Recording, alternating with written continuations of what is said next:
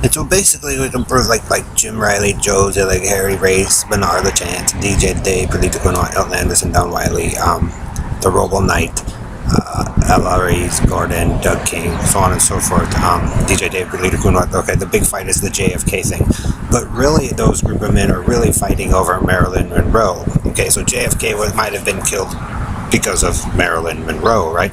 And so they set up the Kim thing on here because the same man was told that man basically looks at Kimberly as the next Marilyn Monroe, Bernard LaChance. Is that you? Right? So you can have basically force your hand in with the princess, right? So Marilyn Monroe, Diana, the princess, right? Princess Diana, and then Kim Beswick. And that's why some of these guys don't like England, right? Right. And so, Joe, when you went over to England and breathed your nasty breath onto the Queen, then what? See, you can't have so many grandchildren and say, well, one was good, one was bad, this is my favorite, this and that, Joe. Because Joe always covers up, they're covering up the fact that Joe had to commit the murder with this construction team or the truck drivers to gain advantage.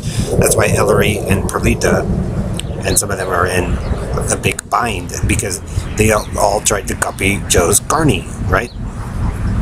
So like I said, Joe or Harry and the three white boys, Ellery and the three Negro boys, and that's where the big lie comes in because there's got to be this section in the middle of people that they abused or killed to where the split came.